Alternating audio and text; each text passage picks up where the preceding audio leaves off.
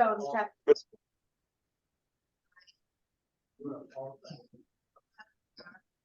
right, you're not supposed to see that. What? So you're not seeing it, but because I didn't share it, so nobody saw it yet. Good.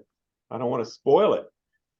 Okay, now officially we've come to order. Back Bay Astro meeting is now in session. And the first person on the agenda is me, the vice president. All right, vice president. So I'm going to set my vice president stuff, which I just had it. Let's see if I can find it again. Okay. Here we go. Club calendar.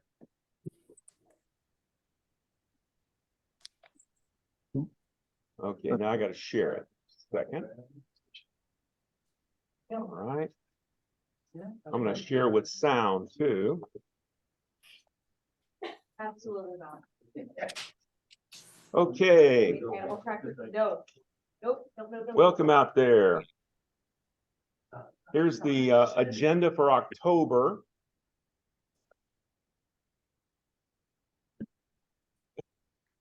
Like I'm going to be able to control them, right? Here's the agenda for October. Today, October 5th, we're in the meeting. Tomorrow's meeting, or tomorrow's event, is Croatan. We only have one person signed up for Croatan the last time I looked. Does anybody know about Croatan? It's a stargazing thing. This is the third rescheduling. It's okay. Go ahead and carry on your conversation. I'm trying to talk over you. Thank you. How can you do that without being rude? So Croatan right now, we've only got one that's going. We can't have very many because their driveway only holds about 2 cars anyway. That's Friday on the 6th. Lost the mouse. Here it is. ODU Rain in Science Day on the 7th at 10 o'clock. And I don't know if anybody signed up for that. Is that the one that starts? No, I'm thinking of the following week. Skywatch is at Northwest River Park starting at 6 p.m. And I will be there. I don't know if you guys need any more information, but there's usually about 10 telescopes. And it's a very good time to bring your scope out, show the public. Saturn and Jupiter's going to be up a little bit later, maybe 9:30 or so. So that'll be fun. And we'll try to capture some good things. I hope the weather's good Saturday, but we'll get the weather report here if they'll give us a Saturday. Can you give us the thumbs up for Saturday? Partly cloudy, so you're not sure, huh? Not sure yet. It should clear out at night, but yeah. the timing. Well, Jeff Edmondson from Channel 10 says it's going to be pretty clear, maybe, and it depends on the cold front and how fast it's moving. So we'll keep our fingers crossed for that. No fog. Don't say fog. The solar eclipse safety brief. That's me. It's right now. I'm signed up for that, and I'm going to Knott's Island to give the elementary school a little piece on solar eclipse safety. I'm going to sell 200 glasses too. So that's good. By the way, glasses are $1 a piece. If you want to buy one of those glasses or want to take some for the club and sell some, you can do that too. Well, and then one of you would have to be in the middle, which would have to be her. The solar eclipse program, and I'm not sure what that is, or maybe I'm thinking it's the same thing. Youth Services for Blackwater Regional Library in Cortland, Virginia. I think I signed up for that. I did sign up for that. Now I think about it. I did sign up for that one too, and that's in Cortland. That's going to be a little bit of a drive for me, but I'm used to doing it. All right, and it being in the middle of the week, I guess the retired guys get to do that. Fantastic Planet and Corn Watch starts on Friday. And does anybody want to talk more about the Fantastic Planet? I know, okay, Sean wants to talk about Fantastic Planet. You'll have to come up here because we can't turn the camera around and all that. I know it's at ODU, and I know it runs into the partial solar eclipse, and we're going to see that at ODU plus a few other places. It's pretty short and sweet. There's 3 days that we're doing that. Make sure you guys RSVP for that and for the eclipse, which is on that Saturday. Right. Because I'm going to go to the eclipse location that doesn't have enough people. So Who do you if use five this? people are at the planetarium at Chesapeake, I'll go to the boardwalk or vice versa. So I plan on going, make sure you RSVP for all these events. I did run into a member who emailed me and said they couldn't RSVP because they didn't have a login. So if you don't have a login to the Night Sky Network, let one of the officers or myself know. And for this fantastic planet, it's 6 to 11. Does that sound right? Or Yeah. 10? I think so. You can click on it. Where's Elation Brewery? You're gonna park across the street in the parking garage at OD where the Transit Center is. The parking garage is open. It's free. We'll unload on the street at 43rd and whatever that cross street is in front of the Tech Constant Center. Yeah. And then you will go park in the garage and I'll be there probably first. Or maybe somebody go park. And I'll get someone at the event to watch my stuff when I go park. Okay. There'll be someone there, and that's how we'll all their uh, stuff there, so I know no one wants thousands of dollars of telescope equipment on the sidewalk without anyone around. But you can't park by the event, unfortunately. Does anyone have any specific questions about it? Well, this is the third year, should be good. I mean, I'm betting at least 400 people a night, something like that, if the weather holds. It's a big event for Yeah, us too. It's not just us, it's a lot of other vendors and stuff. they had 10,000 people the first time and over that the second time. So how many actually will come by? It was cloudy last time for us, so we still had that many people. So if it's clear, we're gonna have a lot of people. And hopefully the weather holds. I mean, if it looks iffy on a Friday, George and I will probably be able to cover it. Because that's what happened on last Sunday when we were there. It was just George and I think his granddaughter was there. And that's 6 to 10, open to the public, 14th through the 16th. Okay, but the thing is, you got to sign up for one of these days that you want to come to it. Yeah, if you want to sign up for all three, make sure you RSVP on all 3 days. So on the eclipse, you're having it in 2 locations? Yes. Planetarium and one. And we're going to make it 3. Because Newport News called me yesterday, Newport News Library, and I tried to get a hold of them. And so Sam Bartholomew, raise your hand so everybody can see. Okay, that's Sam Bartholomew and I are the solar eclipse ambassadors for the club. We had to get specially qualified, so we're very smart compared to well, I shouldn't say that, but we're gifted. Okay, let's put it that way. And we're gonna do our thing at Newport News Library. So speaking of that, I probably will donate the telescope that the Astronomical League has given us. I applied for the grant for the telescope to go to one of the libraries, and we've given it to Virginia Beach Library, but we're also going to give it to Newport News Library because I don't think we gave anything to them yet. Was it Star Blaster or something? No, I don't even know what it is. Is Star Blaster? 4.5 Star Blaster. Okay. All right. Is that come with StarSense too? No. I think that's too small. Now, speaking of StarSense, we got a StarSense presentation later. So don't go away. Don't change that channel.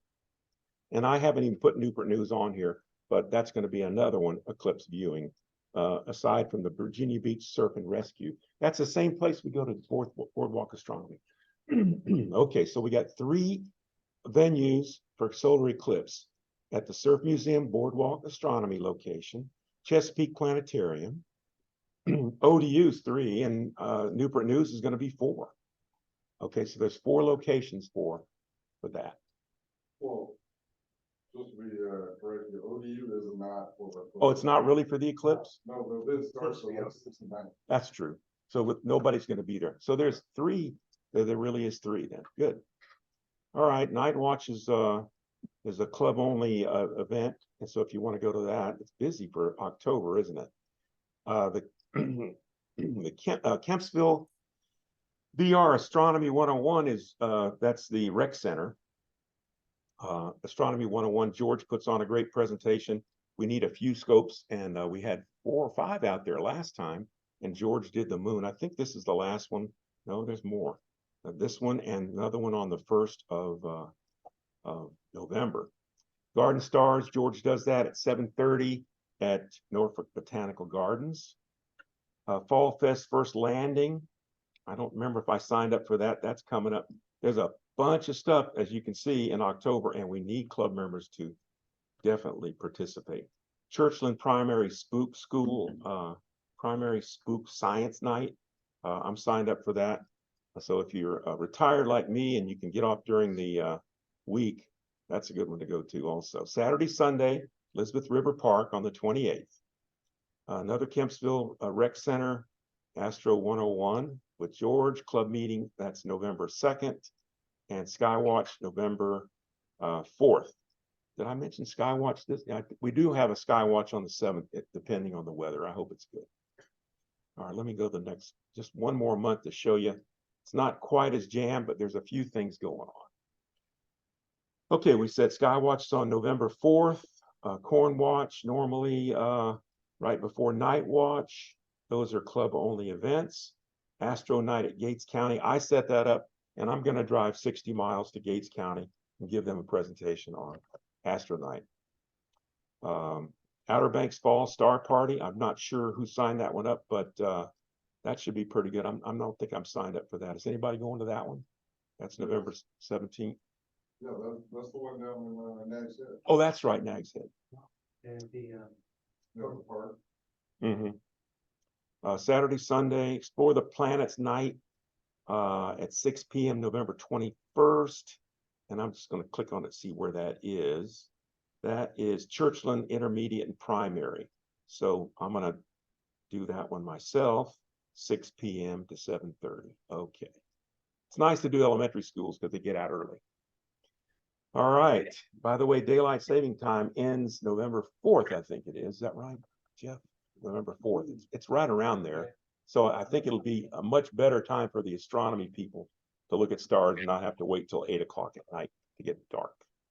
Any questions about that? All right, we'll stop share. And let's see what is next on my agenda. I've got the secretary's report, and Eddie said he couldn't make it, so we will dispense with the secretary's report. Treasurer's report. You're up, sir. I am up. Share my screen.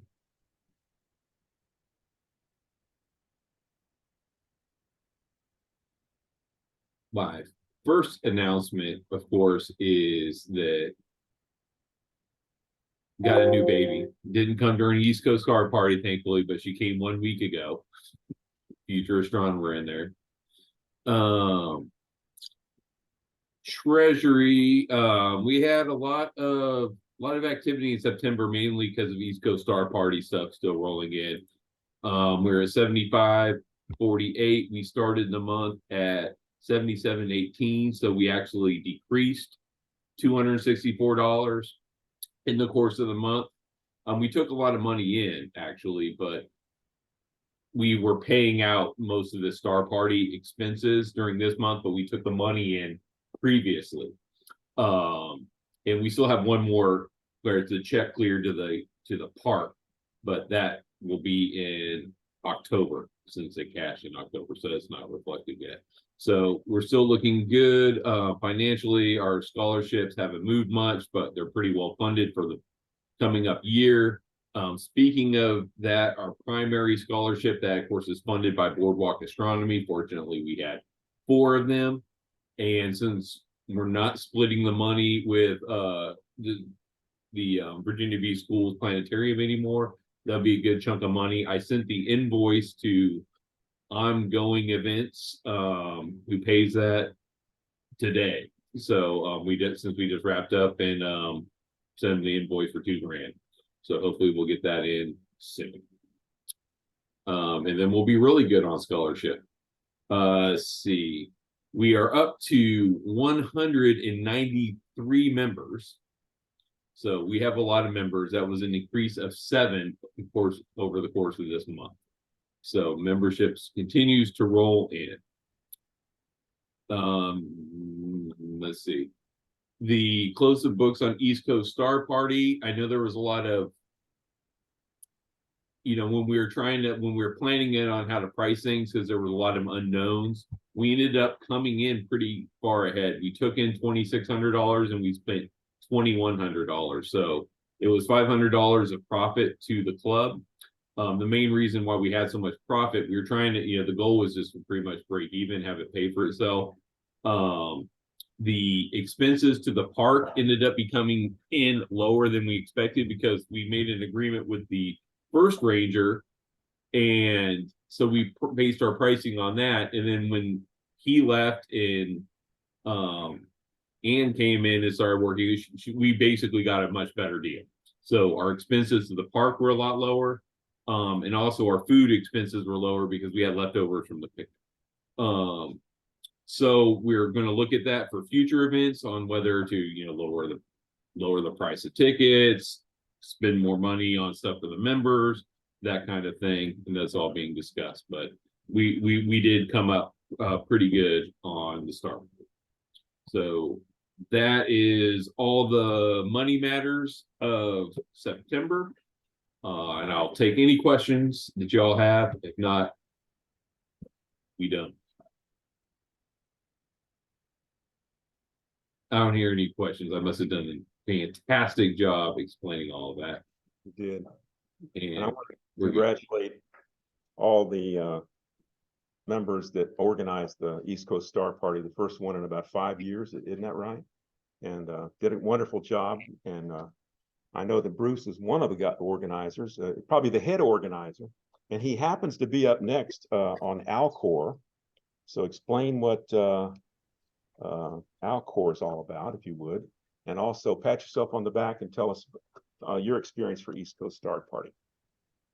Okay, so I am only an instigator. I want to congratulate Mr. Rich Roberts for tracking all of our expenses to the penny for the East Coast Star Party.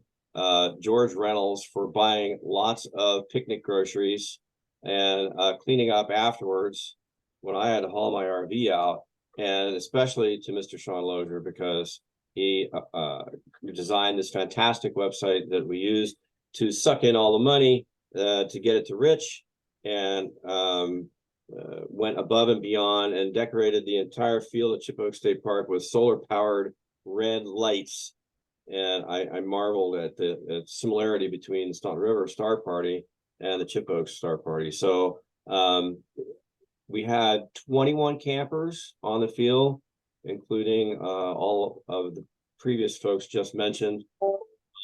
We had over 100 guests for the Friday night public night. We managed not to piss off all of the rangers at Chip Oak State Park. So that in itself was a great achievement. We managed to go through multiple iterations of where RVs were going to park. I know Mr. Vartuli on Zoom was able to bring his RV, and it was a challenge. However, the primary feature of the restart of the East Coast Star Party was 3 nights in a row of clear weather. So we totally lucked out. Kent Blackwell made a emeritus visit and pronounced the restart a success. We handed out $450 worth of raffle prizes, and I think a good time was had by all. So we are in negotiations for what's going to happen next year. I'm not sure what that will be yet. It'll be at least once, maybe twice.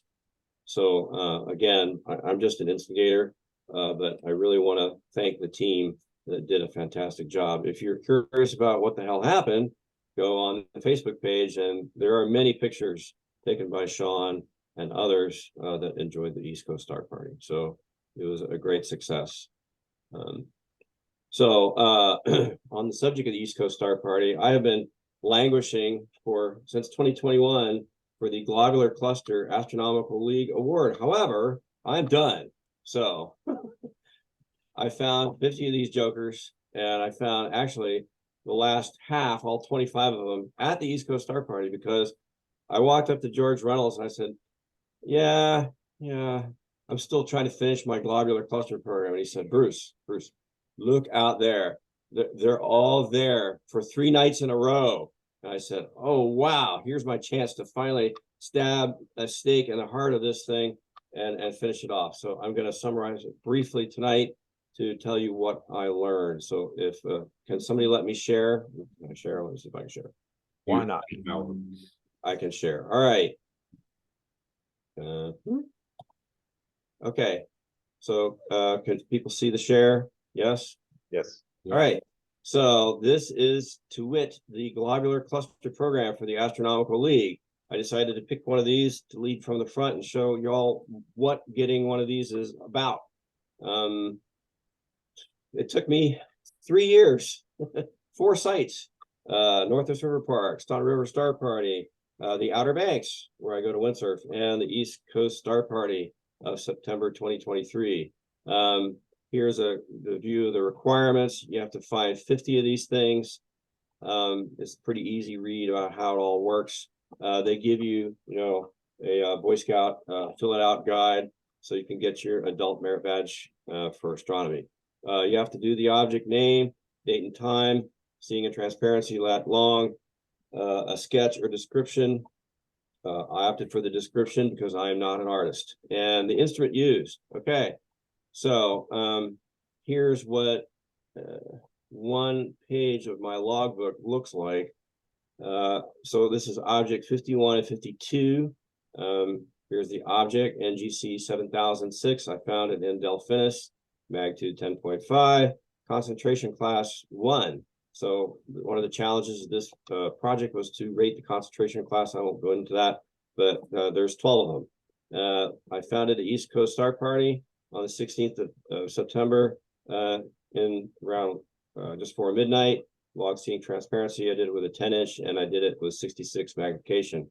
I wrote all the cool things that I found about NGC 7006, despite the fact that it was the magnitude 10.5 and incredibly hard to find. Anyhow, I also logged the challenge object log sheet. I had to find the 2 really dim things. So I found Palomar 8 at magnitude 11. I had to really stand on my head and suck it in and move my head around, do averted vision, and drag it across the field of view. So I'm able to find it. Had to draw a finder chart. Had to draw a sketch of the object. Anywho, yeah. So, all right. So this is the primary reason why this project was harder than I thought. But I'm glad I did it because it truly made me a better observer. But as you can see, so this is a plot of all globular clusters from a program called Our Galaxy, which is an app I use to impress kids and adults alike about where things are in the galaxy. Anyhow, as you can see, all of these are crammed into Sagittarius, Ophiuchus, and Scorpio, and Corona Australis. And then all the other also-rans that are floating outside of the center of the galaxy. So I said, oh no, I'm not gonna, if I'm looking at this part of the sky over here, this part of the sky over here in the spring and fall, I'm not gonna see squat. So I ran around like a chicken for 3 summers in a row, trying to find all these things in the summer sky. And then I had to go find all the other ones. Okay, so how did that work? Well, basically, one of the main things I learned was that the first 25 objects were pretty easy. M13, M12, all the show pieces. Okay, and I hit a wall at 25 objects because everything was greater than magnitude 8. But I used a couple of different tools. I used some apps and software, the duty tables full of data from Sky and Telescope magazine, try to figure out where some of these things are. But they're really beautiful. So one of the ones I looked at that I really was impressed by was NGC 7006. So this was in Delphinus, which is away from the Milky Way, main plane. So that was kind of cool. And it's here in Delphinus. So if you're familiar with Delphinus, there's a diamond of 4 stars, and then a little star over here with the dolphin's tail. And here's the elusive NGC 7006. So what's cool about this one is it's actually below the galaxy. It's way down here. It's 130,000 light years away. So this is from Sky Safari, another app I use to impress small children.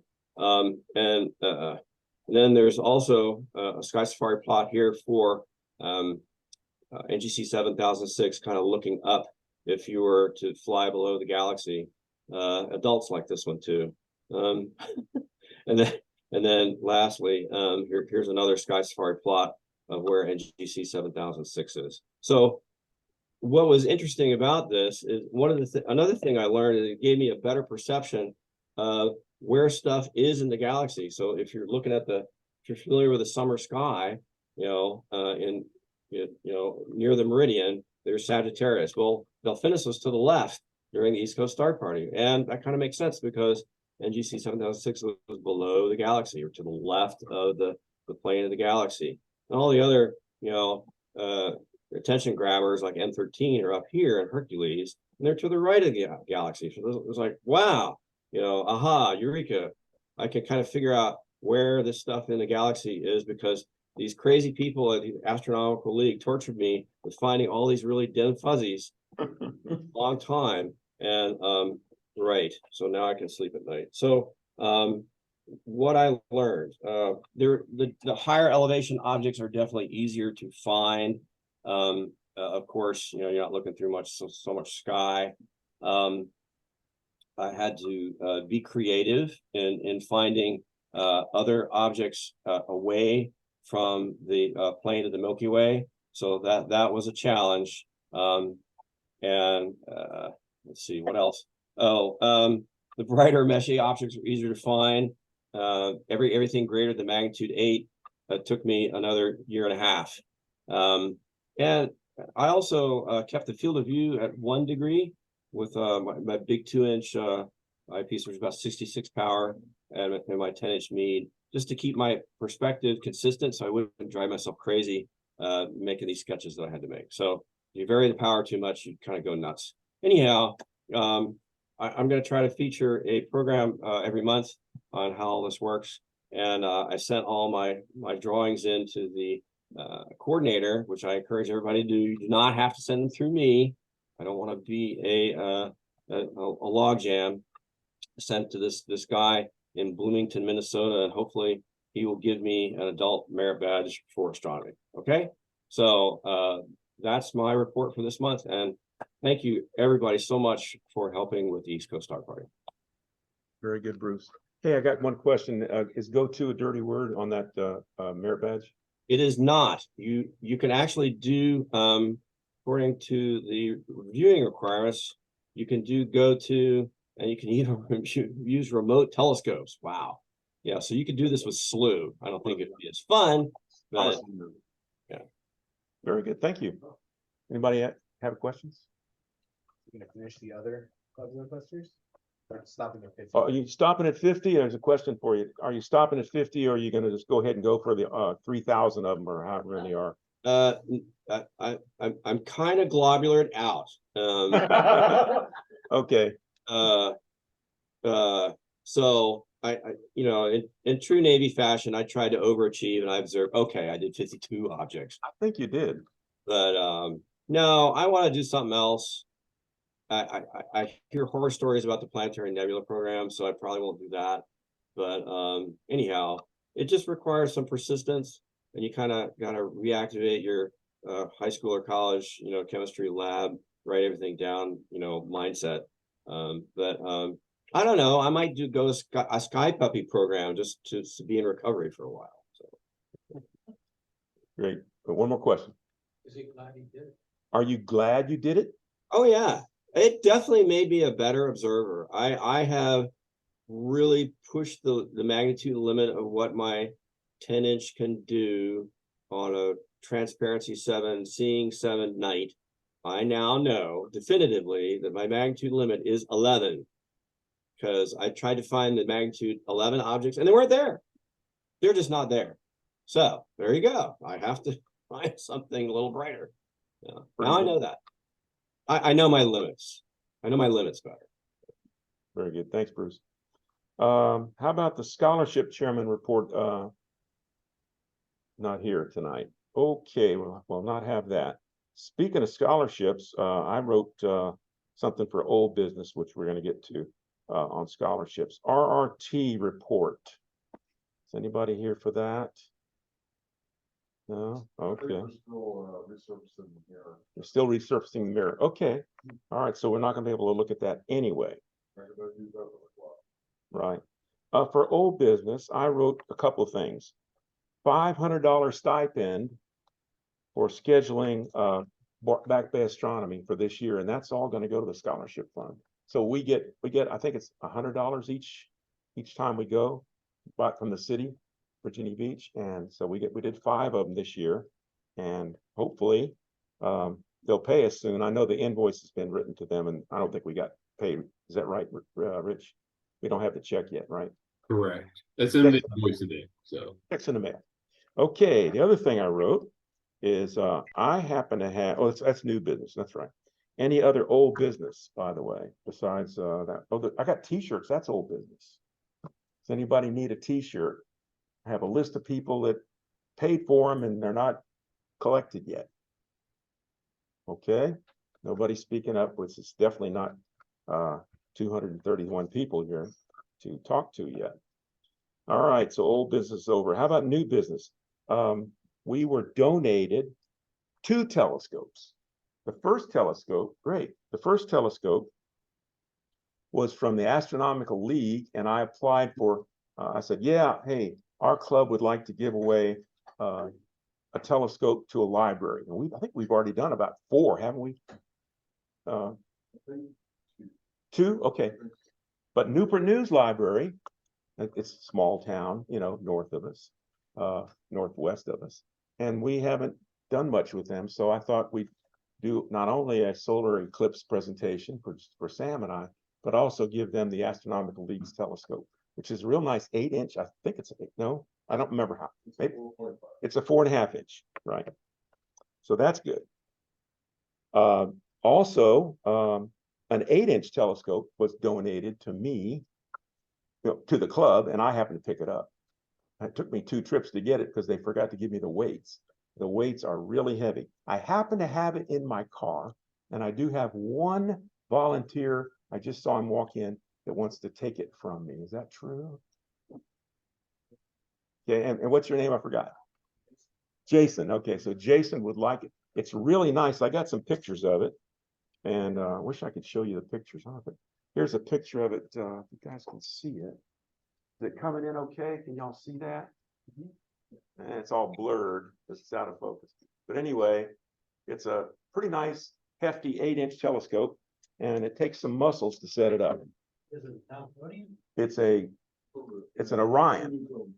It's a straight Newtonian on an equatorial mount. Sure. Uh-huh. And so I've been trying to get him into astronomy, so we're good buddies, and I showed him my telescope, my equipment I have, and he really wanted to get more into astronomy, so I think that's great. He can get a telescope. Thank you so much. Absolutely. And then also, just we're gonna set it up on base, and all my buddies are gonna show them the sky too, so hopefully you can get more people to come into the club. Absolutely. That's what it's all about. Push in. Very cool. And you work the tower, don't you? I do. Great. Very good. Okay, and Sean gets donations to telescopes all the time. We try to give them to club members when we can, right? Isn't that right? Oh, did everybody hear that? There's supposedly something wrong with the capacitors in the mount, so I'm gonna take it apart and see if I can fix it. But yeah, 7-inch meat is the next one to go. I think it's supposed to be really good in that. So I thought we'd start a list of people, people that would like to have a telescope that's donated, and I've got about 3 or 4 of them, so I don't need one. But if anybody needs one, come on, let me know. Put your name on the list, and we'll keep a list of people that would like one. In fact, I saw Brian with it and posted on Facebook that Tasco we got, which normally you don't want a Tasco, but this is the good Tasco. And it really is good optics in it. Are you guys hearing them out there? Okay, yeah, they're hearing. It's a more manageable size. It's only about 2 like this long and maybe 5 inches.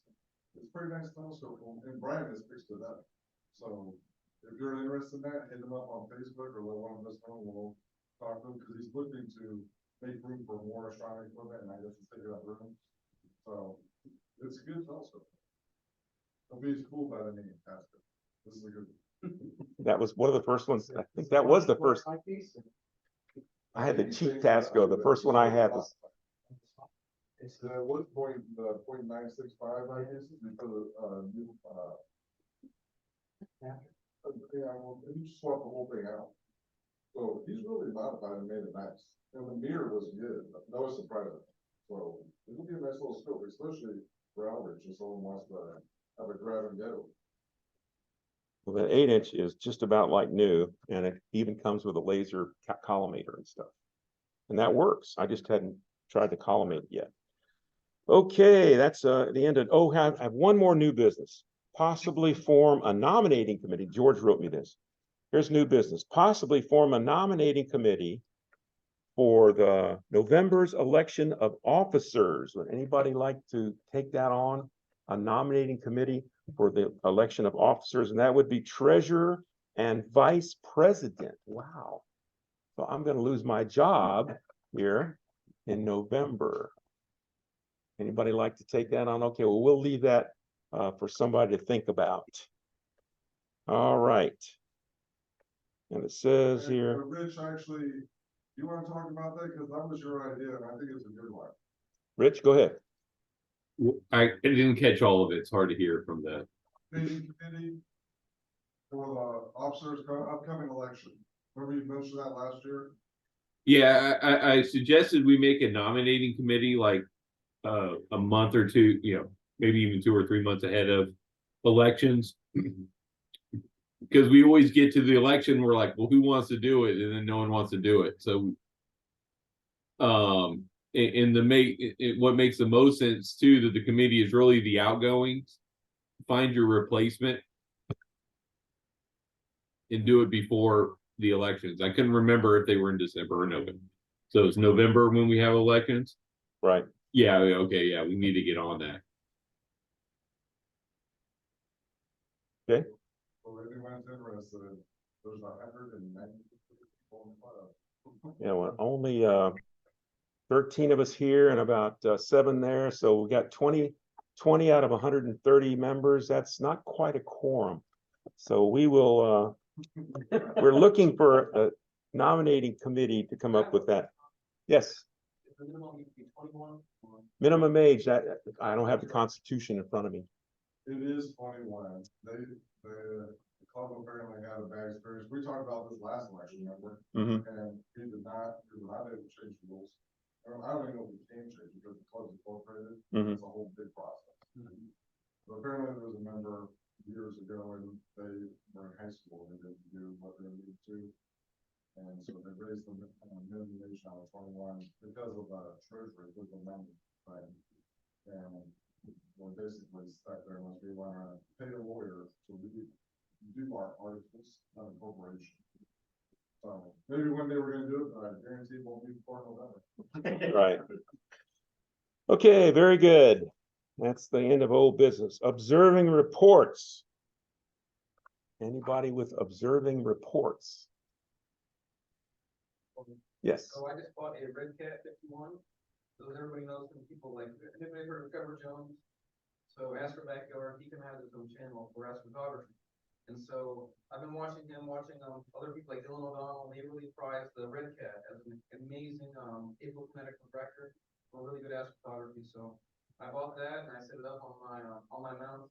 And now I'm just trying to fiddle with guiding. And once I can get my guiding real nice, I'm gonna start getting really nice pictures of the Heart Nebula, Soul Nebula. That I was pretty much looking to do, but the sun, I mean not the sun, the moon right now. Those too bright. Once that starts going away, I'm gonna try to get some really nice down in and looking for them. I think it's 51 is there. So it's a pretty small telescope, but what really is so special about it is that wide field you can get from it. And then also with a very high quality, I think it's FPL 53, so it's synthetic chloride. So it's not a Takahashi, but it's almost, in that league, so it's synthetic chloride, so it's pretty high quality. Very good. Any other observing reports? Okay, yes.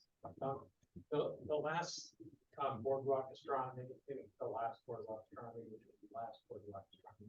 We had 2 targets, I think. Sorry? We had 2 targets, didn't we? I don't think we had any We had- targets at all. It was over. Oh, that's right. It was no targets that time. When I got there, the only person there was Jeff. I was set up, ready to go, had my scope, my tarp in case it rains. Scope out, totally overcast. It was totally overcast all night. But he You were there till 9:30, 10. 9:30, 10, and then some people walked up, are we still having it? You know? We had people coming with their telescopes because they wanted to know how to use them. And in spite of the fact there was nothing to see, this man held on, and because I was there, we'll actually get paid for the boardwalk astronomy that night. So you really ought to thank your VP for. You're welcome, absolutely. In spite of the fact that. Thank you very much. Nothing to see, but we really had a good time. There was a lot. It of was public- fun. A lot of public there. And I was showing the people that the fishing pier is about almost a mile away. And you could see their ball caps and you could see what shirt they were wearing and whether or not they got a bite on the fishing pole. And people were amazed. Wow, they can see that far with it. Absolutely. And I just had 8-inch. So you can imagine. We got to see the fishing pier, basically, and Yeah, the fishing pier and some boats. In fact, on the horizon, we proved that the earth is actually round because all you could see was the mast of the boat. You couldn't see the boat. You could see the masts and some Navy ships too. You could see the mast, but not the, the gunnels and he had stuff. a line for his telescope so that they could see. We had a line. Had a lot. That's right. We had about 130 people there. Do not underestimate a cloudy night. It was fun. Okay, let's see, where are we here? That's observing reports. And we have a speaker tonight. And she is going to give us all about the StarSense. Is that right? Okay. And how long have you had this StarSense thing?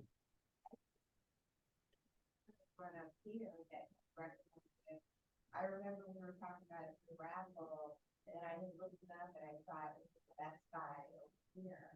And I went and bought it the next day. Wow, okay, well, come on up. Uh-huh.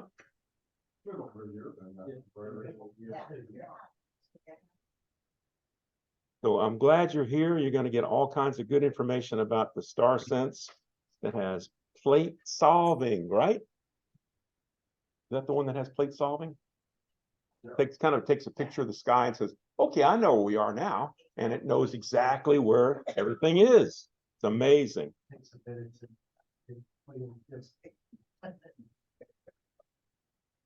Okay, and I think it's this one right here.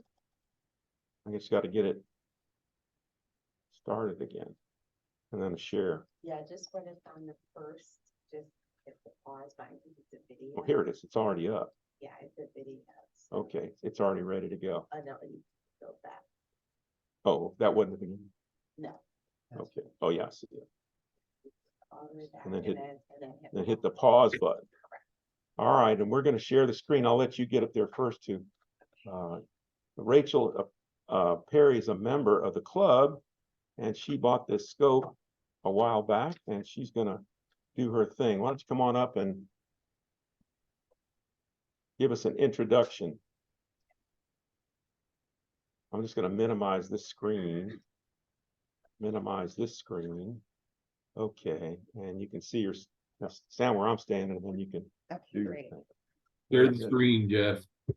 What's that? Share. We share the screen. Oh, we're not ready. I want you to see what Rachel looks like first. Oh, Hi, everyone. I think I know all of you. So I'm basically here tonight to go over, my name is Rachel Perry. I'm an amateur astronomer with Back Bay Amateur Astronomers. And I'm here tonight to provide you with a presentation on the Celestron StarSense and StarSense Explorer telescope. And by the end of the presentation, I hope that you learn a little more about the telescope than you knew before and answer any questions that you may have, especially if you're on the fence about purchasing one. So I will now get started. Sure. Oh, here. Okay. Oh, yeah, you have to share the screen and then do that. Oh, Yeah, go back to Zoom and then hit the green button on the bottom to share screen. okay. And share sound's already up. And choose the one with the cone on it. Okay. No. Oh, no, I think you gotta go back again. So You have to on the click right on, side, click on that far right, the share. where it says StarSense Explorer. Oh, Yeah, okay, Yeah, got it. Now you can Okay, say, now you can say she does. okay. Got it. All right, great. So I saved this as an MP4, so I have to just pause it as I'm playing it.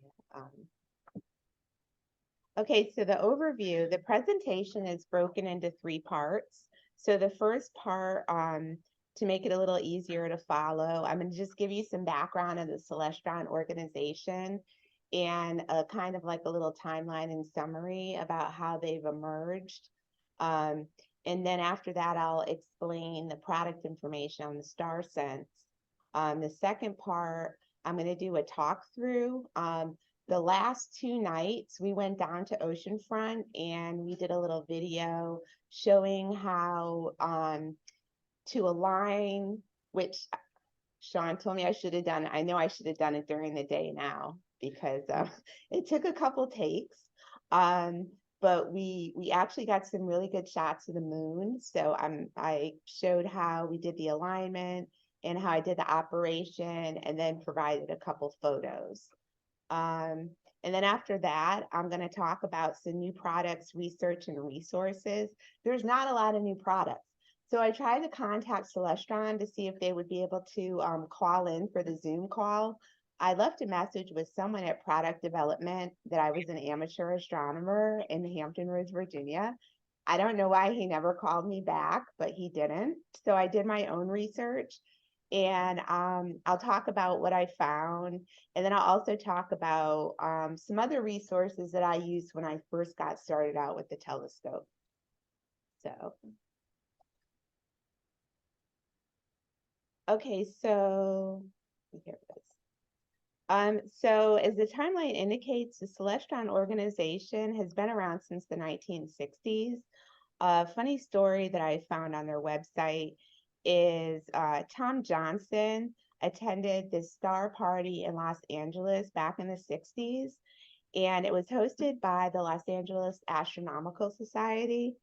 So journalists from Night Sky attended as well, and the attendees were so impressed with his homemade portable 18.75-inch Cassegrain telescope that he was asked to make more.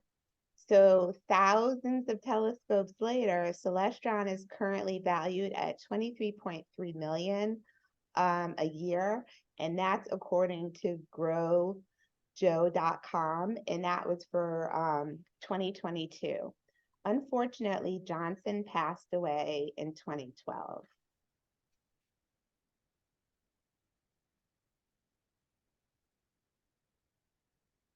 Okay, so the picture shows the overhead view of the StarSense reflector docking station, which is the first step to using it to locate objects.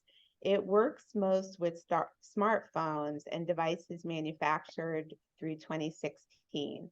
And they provided kind of helixcamera.com provided kind of a little 1, 2, 3. I wish it was that simple. And maybe for some beginners, it is as simple as 1, 2, 3. But for me, it was like 1, 2, 3, 4, 5, 6, 7, and then go get help.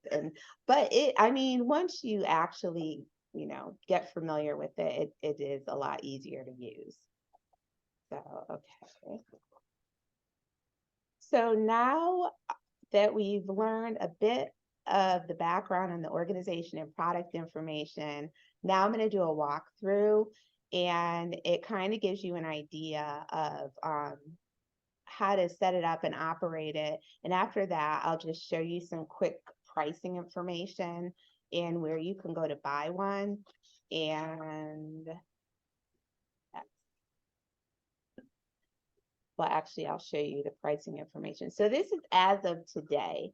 So today when I did my search, I was able to find the least expensive actually is on Amazon. If you look all the way to the right of the screen, I found that for $166, which was significantly less than what I paid for it. I bought mine from Best Buy. So I also got an additional discount, but the price on Amazon is actually really good. I found a lot of websites where it was sold out. So obviously the best bet if you want to compare that to Walmart.com or even Target was really high. It was more closer to the $300 mark. So, however, what is recommended by the Earth Sky website is using binoculars. So before you even consider buying a telescope, if you've never used one before, it's recommended to use binoculars first. And actually, Sean also recommended that to me. So I bought these. They were only 20 bucks. They're probably 50 now with inflation, but they were 20 bucks at the time. And what was the name of that place? The Harbor Freight. Thank you. So it's at Harbor Freight, they were only about 20 bucks to buy. And they do give military discounts, FYI. Okay.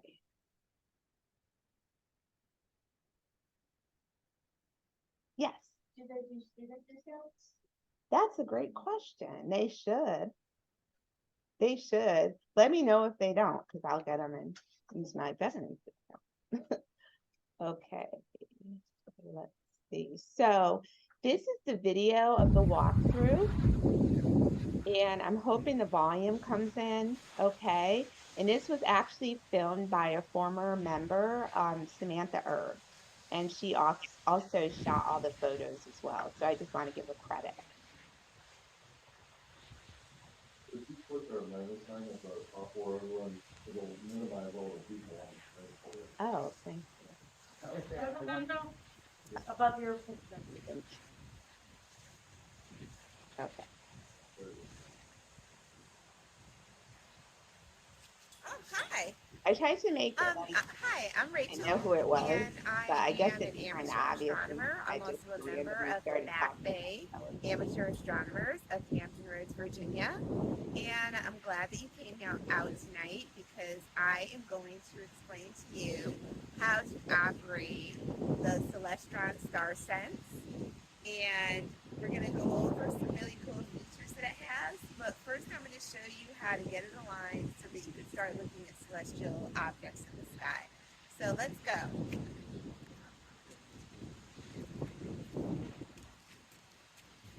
So the first thing you want to do is actually try to align everything the school way, and that's using your sights.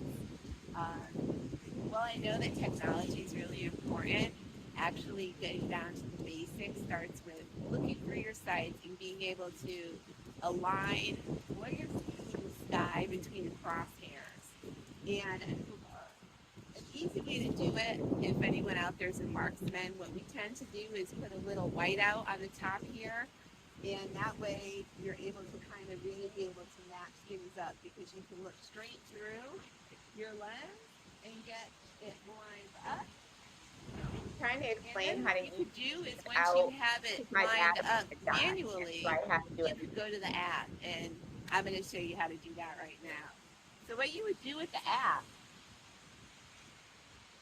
is you would, usually what I recommend is earlier in the day, you get your sight straight so that when you come out at night, everything will already be set up and all you have to do is start viewing. However, if for whatever reason you need to realign your telescope, this is the easiest way to do it. So what you're going to want to do is on the bottom right of the app, there's a little StarSense icon, and you press that. And it's going to ask you whether or not your telescope is aligned with your phone. And if it's not, you hit no. Still needs alignment.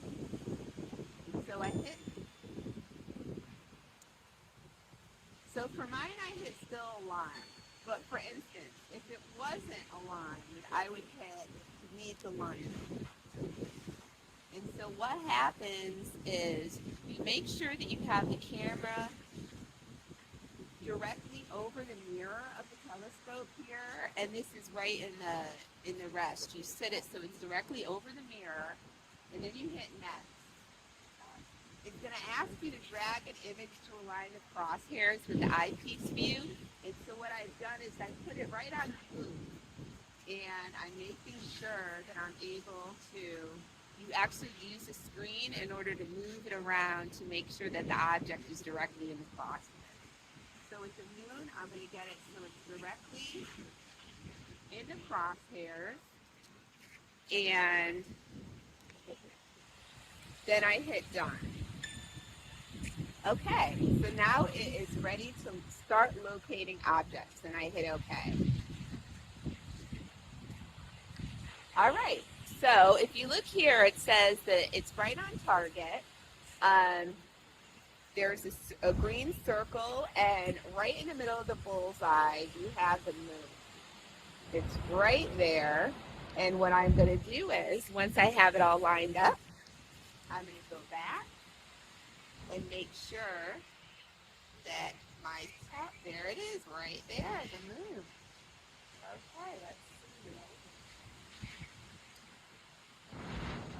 All right, and you want to get a picture of the moon in there so that everyone's able to see what it looks like. Okay, and this is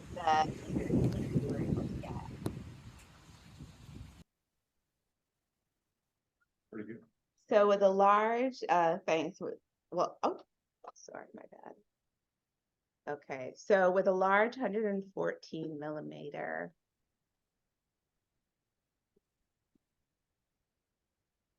So yeah, so that basically explains the lens that we used, and you can expect sharp bright views of Jupiter. So actually we also looked at Jupiter as well. I just didn't include pictures because it was so small we couldn't get pictures of it on our cell phones. So that is an idea though of the pictures that we got when we, now it would be interesting to know for astrophotography, what we would need in order to capture pictures through the Celestron. And that's actually one of the, I wanted to talk about, I just didn't have time in this presentation. And question for you, Rachel. Was Yeah. that with the 26 millimeter eyepiece Yes. I think it's with the 26 millimeter eyepiece. or 25 or what? It is. That's a great question.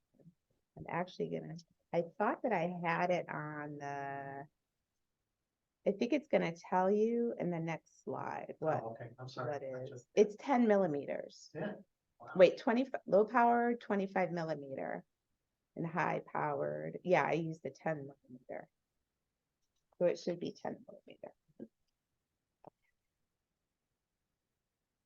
And so this is actually everything that comes in the box.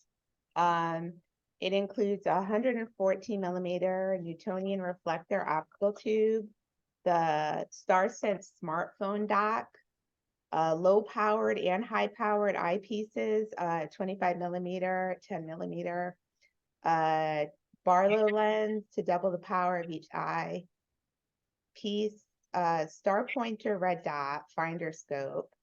And that is what I was talking about. So in the video, my battery had died. And for some reason, I thought AAA batteries. And I didn't realize till after I bought them that they didn't work. So I had to do everything manually as far as trying to find something and line it up for the alignment. And that's why I talked about when I was in the military, what we used to do is take like whiteout and put a little dot in between our sights so that maybe if the battery dies, that would be an easier way to be able to align your sights. So this is everything that comes in the box. Oh, and it also includes a full height tripod with an accessory tray underneath that little round circle for all your lenses. And so now the wrap up.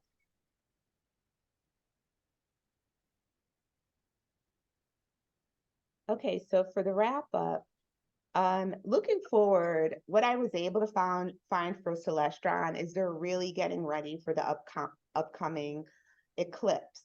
And they have an entire page dedicated to it for April 8th, 2024. Like I said, I reached out to product development. There was currently no news as far as any new products over the horizon for 2024. And the most recent product release that I was able to find for them was their Sky Master binoculars that were just released in July. So I will definitely, you know, I'm on their mailing list. So whenever they come out with something, I'm usually aware of it. And as far as my research goes, I did find some really interesting research. So I wasn't able to cross-reference this with the patent library. So I don't know if this is actually research based on what they used to come up with the technology that they're using now for the telescope, but I did find this very interesting and I did print it out. So if anyone wants a copy of this, I could provide it. I have 2 copies. This guy, Michael Swanson, he's an author and a subject matter expert on Celestron. I actually reached out to him when I got my first telescope from the club because I wasn't certain like what it was. Well, obviously I knew it was the Celestron telescope, but I didn't know the make, the model, any of that information. It was very difficult to find it on the actual telescope. So what I did was I took a picture of it. I reached out to this guy at this website and he actually gave me all this information. He has a website. It's called nextstarsite.com. And he also has an email address. So if you ever have any questions about your telescopes and their Celestrons or Nexstars, he's a great resource for information. He also has a book that's published that's on Amazon. And that also provides a lot of information for beginners. And it just kind of gives you a lot of stuff, step-by-step instruction, which is really helpful for me. That's how I learn. And I believe that's it. Yes. I think the last one. Yes. So that concludes my presentation. Thank you. Right.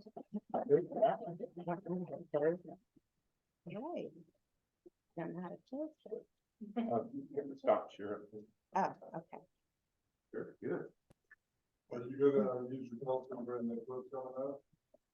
I'm doing my work for school, so I haven't been able to really get out and do anything. So. I mean, in people, are you planning on? Oh, definitely, yes. So you've already got your solar filter for that? No, I don't. But I did attend this. I attended the when we talked about it here. I just haven't. And this is for the oh, I guess if someone could just think of a number between 1 and 25. If they want a calendar, okay, you win. Wow. Very good. Very good. Since we don't have any tickets. Rachel, you did a great job. Okay, Thank you very much. Thank you for letting me present. I really You're welcome. appreciate Sean mentions, I don't know if y'all heard it, he's sitting way in the back. We've got plenty of solar film left, not the cheap kind like they make the glasses out of, but the kind that's really good. The Bader, it's a Bader filter. And it's very, very good. Do you want to let everybody in on, because a bunch of us had a workshop and we paid for it. Do we want to make them pay for it? What do we want to do? You already paid for it, and you need another solar filter, you don't have to pay it yet. Okay. We ordered that bulk material. If you have it, then you can ship it, I think it's $25. Something like that, yeah. And whatever you need, we'll just take it off, because we bought like a square meter of it, and we have, not much of it, we use half of it. Because you don't, like, when you have a big telescope, you don't, like, I have a 10-inch, you don't need a 10-inch solar filter. You need an off-axis 5-inch, and then you'll see higher resolution, and then you will have the secondary in the way if you have a Dobsonian like mine. So, but if you have a 6-inch refractor, Takahashi or something, by all means, we'll give you 6 inches of it. Make Whatever you a need, full yeah. aperture if you got a nice, real good refractor. Well, Rachel's telescope, you probably could make a mount on the front of your Dobsonian, well, I'll call it Newtonian telescope. And set that filter on top of it. Like I made one at the Norfolk Library downtown. they had a 3D printer, and they 3D printed the filter holder. I supplied the file to make it. And then I used the material from the club, put that on top. And it's worked. I've got a solar, well, mine's a small tabletop. So I definitely recommend, well, we should do another class before April. Definitely. Probably on Saturday, Sunday again, because that was a good spot if we have like a shelter. Mhm. It's pretty windy there, but we have enough solar material and we have time to get one. If you're gonna make your own, from a safety standpoint, you have to make sure that it's not gonna slip. yeah, You have to make sure that it's solid and, or it will destroy your eyes. you better put it like 2 or 3 inches beyond the barrel of the top. Mhm. Basically bought some BBAA foam. You guys are familiar with like when people do cosplay, all that foam they use, it's kind of like that, real flexible.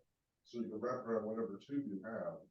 And form fit it on there, and like Joe just said, you come down like this far, the wind's not gonna blow this thing off.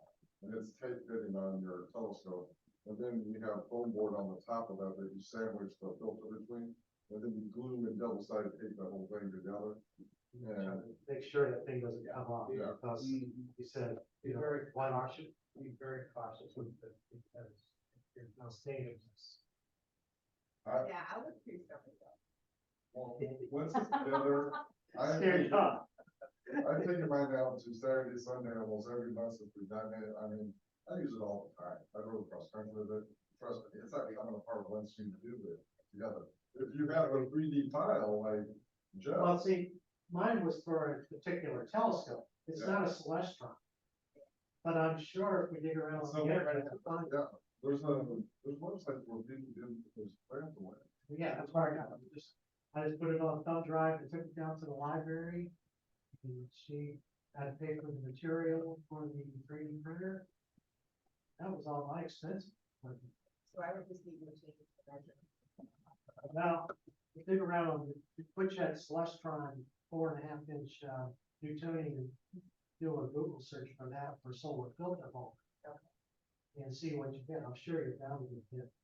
But I remember the name of the website, it was like Thinkerverse or something like that. There's a bunch of websites where you can upload your 3D files and 3D printers on them. Yeah, it's a 3-letter estimator for. Sorry.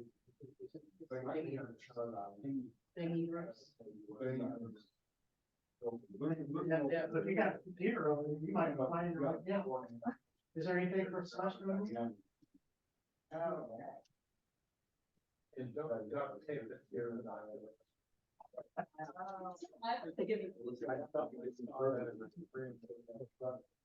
Maybe the sign, the dark. If you come to a solar filter class we have, we will make sure that there's not this secure before you leave. We'll make sure you're not gonna go blind. You lose more members that way. Can't observe anymore, no eyes. I got one thing to add. If you want a free app on your Android phone, I don't know about the iPhones, but it's called, I put it in the comments, in the chat. It's called Sky, SK capital EYE, one word, SK capital EYE. It's a push to, and you can locate anything, including the really fuzzy things. So if you could mount this thing on your telescope, it would be almost as good as the SkySense. Almost. I have another app also bring them Yeah. So pretty much the Sky View. Skyview, yeah. I use But this has NCG 6342 and all that. It has all the goodies on the thing. One thing I want to ask for, I think it's like a roll out here soon. Yes. At the three events that we have for the solar eclipse next Saturday, Right. will glasses be available for public? Good question. Okay. Will glasses be available for the 3 solar eclipse? It's a partial. It's a partial solar eclipse, Partial, it's all and that's October 14th. 30% here. Yeah, only 30%. So you have to have filtered, Still, otherwise you're going to burn your eyes out. So We still have 4,000 solar classes released on hand. Good. So, yeah. And we got a bunch of them here. If you want to take some with you to sell, we got a bunch of them here too. So I brought 300 of them with me, just some to try up and everyone else will need some. And I'm taking 200 next week to the elementary school, and I've sold those. And then really NASA does send us some, they sent us thousands last time, it was 2,000 or 3,000 last time. Mhm. So I hand out for the clips. You would think we were getting some already, but I did get an email from, the Night Sky Network, and because we have an event on, Eclipse Day, they said we're sending you a package, so. I don't know what's in it, maybe that's what it's possible. We have the package. I don't know how many. I didn't see how many was in there. I thought that was an extra package for Solar Eclipse ambassadors. So George got it, and I got it from him. So I'm going to share it with Samantha. Okay. So that's very good. All right. No other questions? Everybody in good shape here? All right. I guess we're going to adjourn the meeting then. And meeting's adjourned. Good job. Very good. Everybody did a good job. I have a question. Does anybody have any estimates